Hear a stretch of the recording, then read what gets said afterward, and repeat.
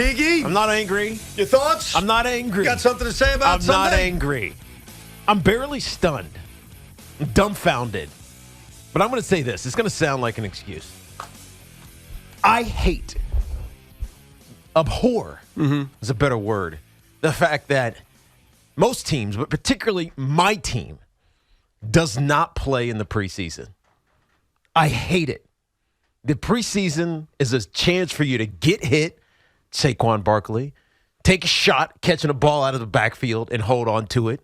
Offensive line to do tackle in games, stunts, pass them off to one another, actually attack a defensive end, even if it's a rookie or some insignificant player on some other team. I hate that nobody plays in the preseason because when the first game happens, you get hit with an intensity that you're just not ready for. I know you can say, I'm a vet. I've done this before. But you've spent 6 months. We talked about this last week, how the offseason for the NFL is the longest in all of sports. You spent 6 months doing nothing but running around in your underwear. That's your shorts and T-shirts. Running around acting like you're an elite physical athlete. Guess what? You're not. Until you put pads on and hit somebody in the chin. Is that why you think that happened last night? No, it's not. But I felt like I was watching a preseason game when I was watching the New York Giants futilely try to compete with a much more intense Dallas Cowboy team. And I hate it. I hate that I'm making the excuse. Because, by the way, I don't think that this is what the Giants are. I don't think they are that bad, even though I do have a lot of questions about the coaching after last night. I don't think that this is a team that's going to get destroyed by the top-end teams in the conference and the division, really just around the NFL. That's not them. It's not who they were a year ago, and I don't think the culture that Brian Dable has set lends itself to that. But I felt I was watching a team that was going half-assed through the motions and had no idea how to dial it up, flip the switch, the proverbial switch, right? We don't need the preseason. We're going to come back in week one, and we're just going to flip the switch. We got veterans. We got good stars. What's the difference, though, with Dallas? Because Dak didn't play in the preseason. The Cowboys didn't play a lot in the preseason, and yet last night, meant more to them. They were the well-oiled machine. It meant more to them. That's all I can say. It meant It meant more. It meant more. It's week one of the NFL season with a packed house. It better mean everything to you. What else do you want me to say? I can't make an excuse for the Giants. I can tell you what I saw. Okay. I saw a tackle, and Evan Neal, who looked lost. He was one of the highest-rated tackles coming out of college, maybe in the last decade. Yeah, but this ain't college. I know. So what went wrong? Why is he so bad? Why does he look like he's trying to be a robot when he's kick-stepping as opposed to focusing on the player that's coming down his throat? Why is Mark Glowinski, who supposedly is a veteran that Joe Shane trusts because he has a familiarity with him, why can he not pick up a tackle being passed to him and let him come straight down the line at Daniel Jones, right? Why? I mean, I understand. I can almost forgive John Michael Schmidt. He's a rookie, right? I mean, whatever. It's your first game. John Michael Schmidt, in a lot of ways, cost them this game. I know you can't circle one play, though there are plays in this game, especially on the opening drive, that turned everything around. The game was over after 2 drives for the Giants. Period. I mean, no doubt, because to me, when you look at that first drive in which they are running the football down Dallas's throat, whether it's Saquon, whether it's Daniel Jones running for 12 yards, the Cowboys committing a dumb penalty when Kearse was over-aggressive on a Jones play, the Giants moved the football down the field at ease. And to me, everything changed with the one offensive lineman that no one wants to rip, and that's Andrew Thomas. Because on 3rd and 2, which to me is a run play, because you're running the ball down the Cowboys' throats. Think about it. They had one pass play on the opening drive. It was a screen pass, and Daniel Jones almost got killed. Yes, okay? Right. So if Andrew Thomas Amazing catch by Saquon. It was. If Andrew Thomas doesn't get called for a false start that turns a 3rd and 2 into a 3rd and 7, maybe they run the football, and maybe they score a touchdown, and maybe it's 7-0. Yeah, but maybe, instead, maybe. Well, but even if that doesn't happen, Evan, they kick a field goal. And even if they stink for the rest of the game, they're not blown out 40-0. Right? So I get what you're saying.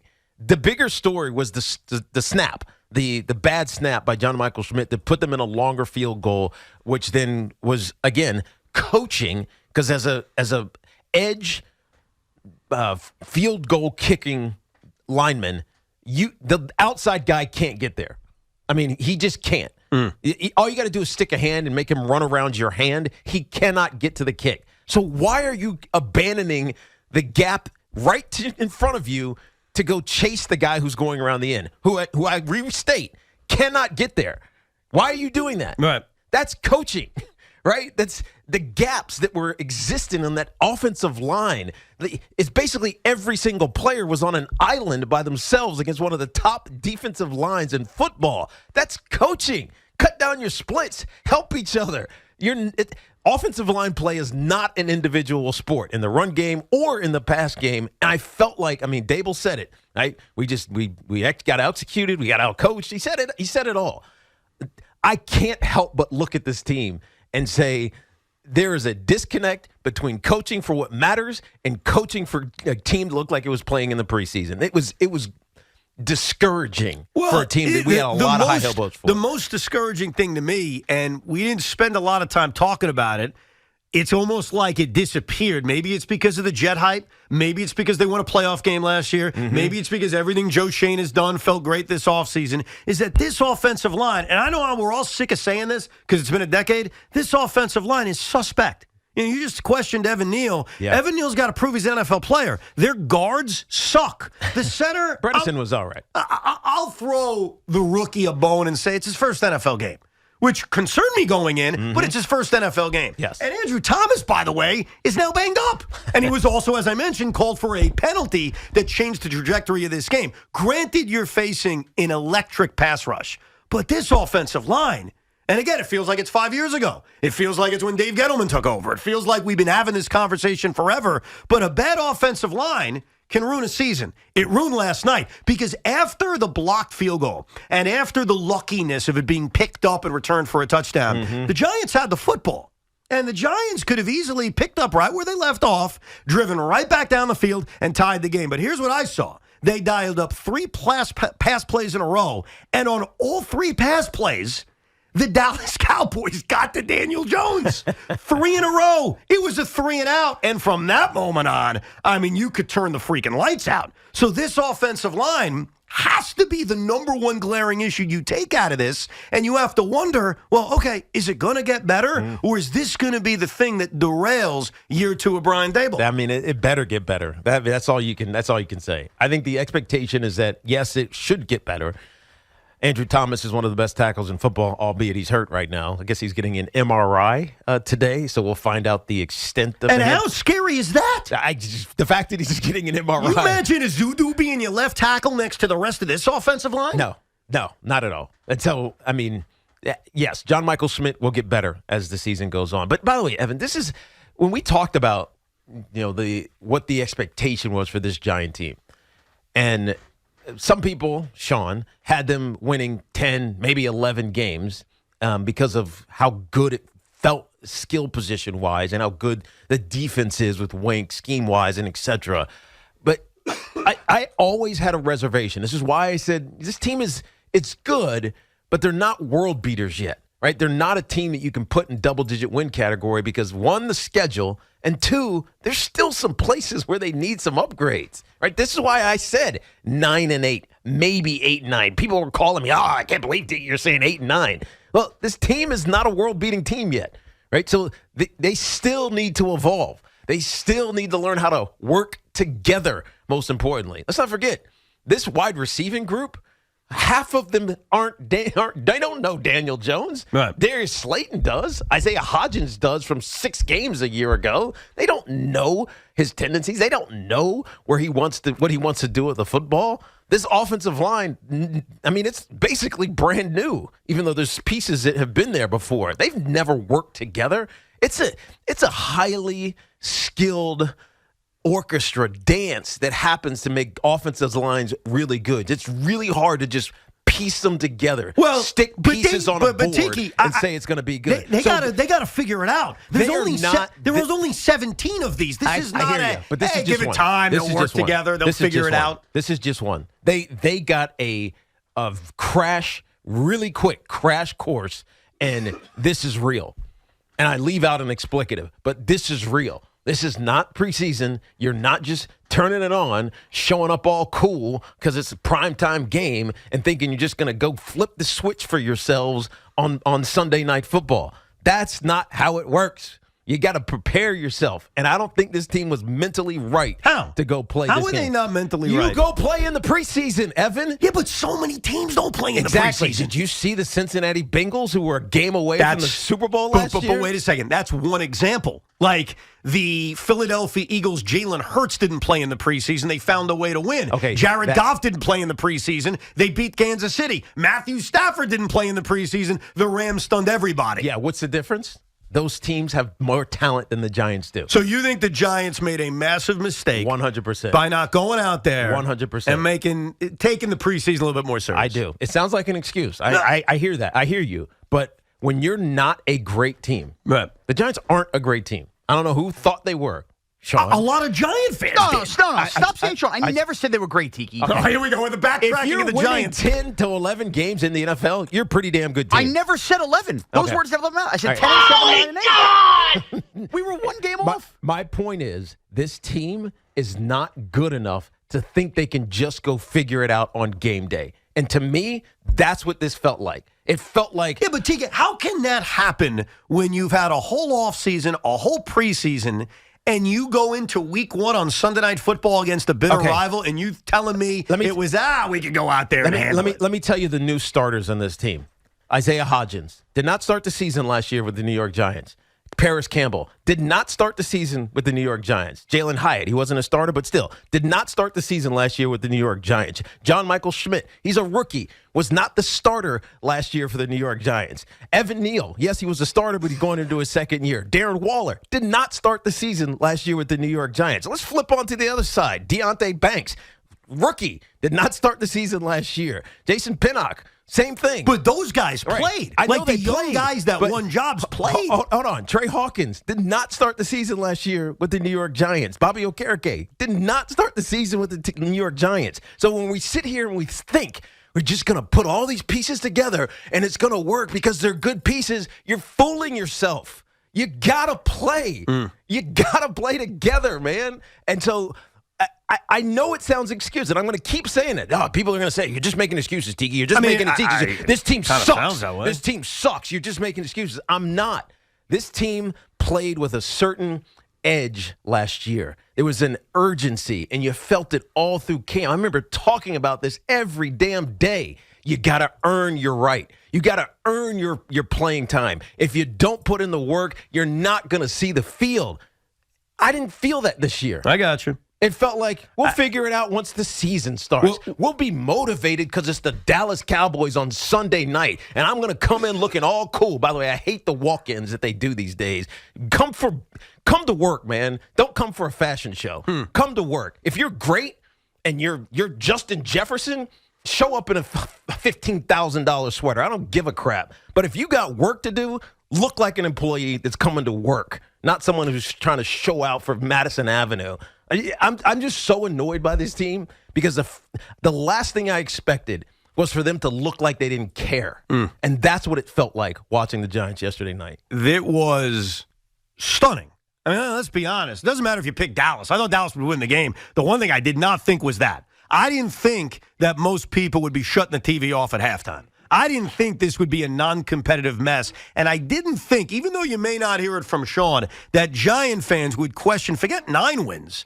I've talked to friends, and I've certainly seen the tweets and heard this radio station of Giant fans that think this team sucks, that thinks we're back to the pre-Joe Shane era. They don't that suck. Thinks this is a fight. Well, you know what? Their offensive line sucked. Yes, they did. And the one thing about an offensive line, because I was lectured about this all offseason, a bad offensive line can ruin a year. A bad offensive line can turn everything haywire. It turned last night's game haywire. Can destroy a quarterback. Yes, because think about it. The one sustainable drive, basically, the Giants put together all night was the opening drive. Well, why, you ask? Because they ran the ball. Yeah, and it's scripted. Yes. It's first 50. Trust me, they practiced those specific plays. Hell, they lined up in a wishbone, bros. A wishbone. When was the last time you saw a wishbone in the NFL? And guess what? It worked. I mean, Saquon almost split that play for a 60-yard touchdown. Right. the things that they were prepared for, fine. The things that they weren't, they were lost and clueless. The other thing that scares me, if we're being fair, a year ago at this time, the New York Giants had this incredible Week 1 victory. One that they pulled out of their rear end, the one that warmed everybody up to Brian Daboll. And let's face it, we now know it because we know the results of the season. It set the tone for the season. It was a tone setter. And you worry that last night isn't just going to be this anomaly. Isn't just going to be a bad game against Dallas. But what we saw last night may set the tone for an underwhelming season because, as we've talked about, this is not an easy schedule. Nope. You go beat Arizona next week, which is certainly no sure thing, based on, the way the Giants played last night, and even the way Arizona played on Sunday afternoon. After that, look who you have to beat. So you wonder, and you should certainly be worried about it. I don't care what the date is, how early it is in the year, how many games are left, that what we saw last night may be more indicative of what we're about to see. Because let's not forget this. There's also a football team that closed the season last year by losing how many games? I think they've lost 7 out of their last 10 games. If you want to go back to last year, they got off to a great start. Yep. They deserve credit for that. And they held on. And they made the playoffs. And they won a postseason game against the Minnesota Vikings. Great.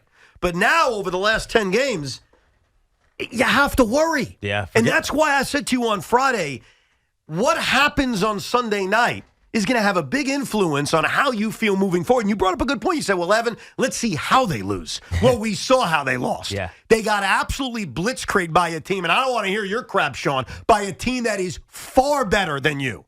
Not a little bit better, not slightly better, far better. You're eons away from that football team. I don't know if they're eons. That's a ridiculous. Really? I don't know if it's Look eons. at their corners. Look at their pass rush. Look at their offensive line. Well, not even bringing up the quarterback. okay. I'm not even going to shade you on that. But How about those things? But there's a continuity there that the Giants don't have. This team, the Giants will get better as the season goes on. You mentioned it, the 2 rookie corners. They weren't egregiously bad yesterday. They didn't. By the way, they didn't have to be. Well, that's the point.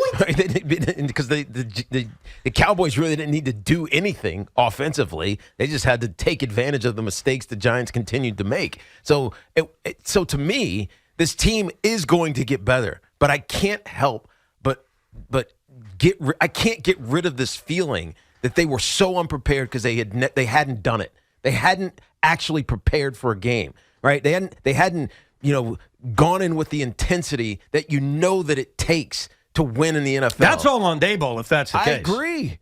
This is squarely on Daboll. He owned up to it. He's not going to run and hide. I know he's talking right now, probably at 2:00. He has a press conference is going on, but he's not hiding from this. He's not someone who's going to say, "Oh, my players just let me down." No, he's going to put it squarely on his chest. He's going to put it squarely on a special teams coach's chest. He's going to be squarely on his players, but also to himself. This is him. He knows it. And you win Coach of the Year because your players play great and they're prepared.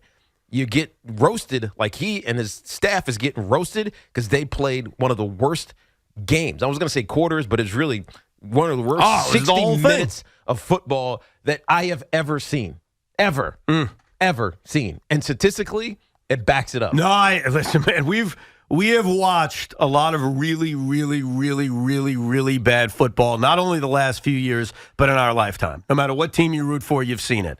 The beginning of this game and really the whole game. Yeah. Because there was a part of me, especially when they were driving late in the first half, that had me think they're not going to win, but they're going to make this thing interesting.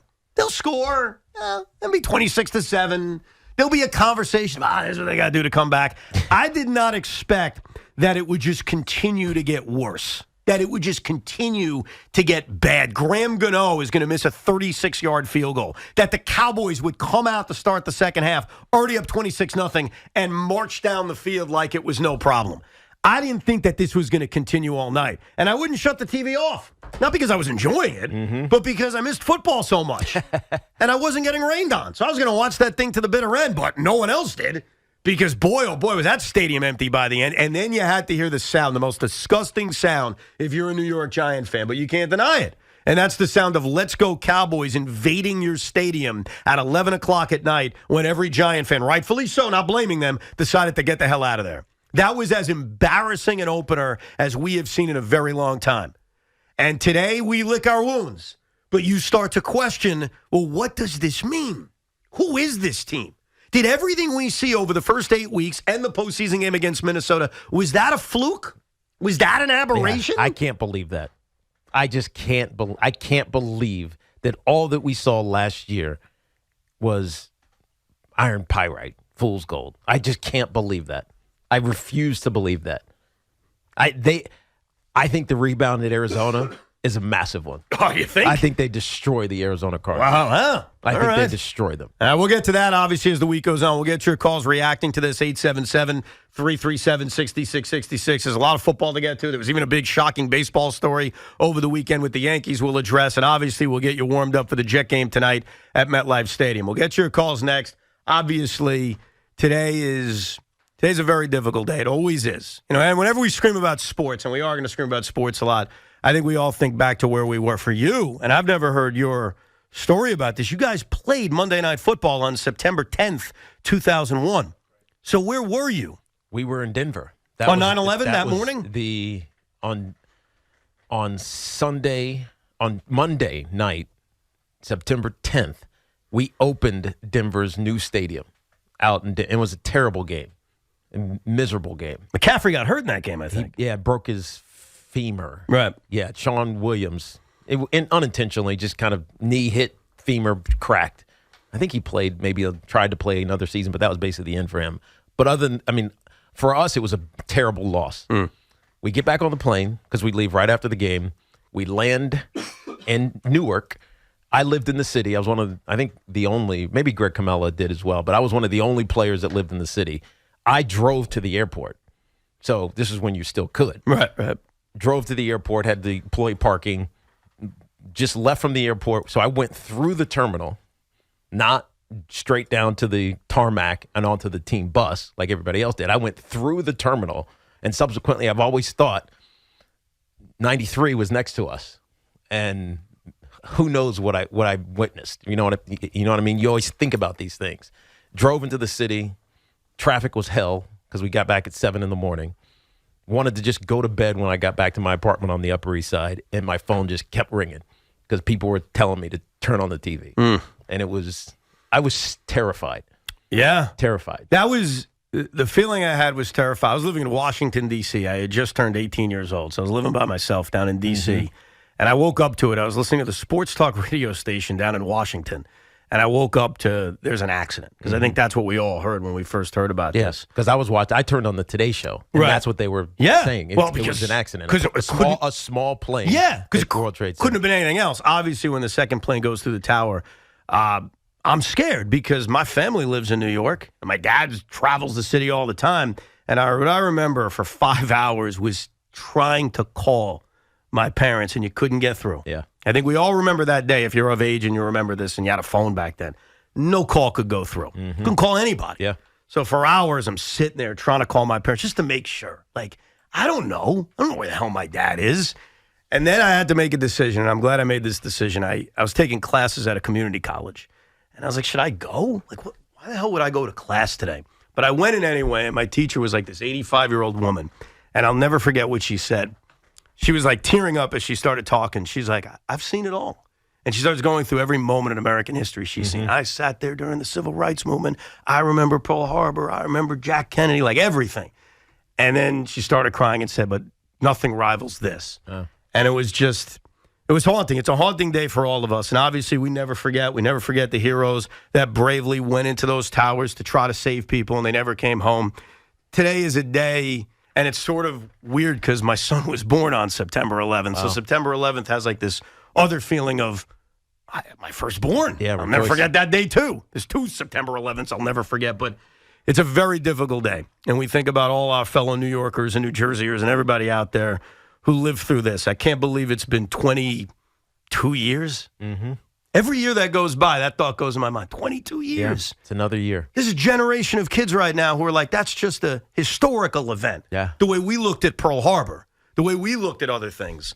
So we'll never forget. I hope anyone going to the Jet game tonight gets there early. I'm sure they're going to have a fine, fine ceremony.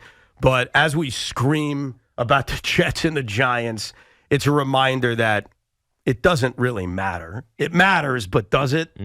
So we'll get crazy today and emotional, but it is a reminder of what today is 22 years ago. We will never forget. None of us will ever forget.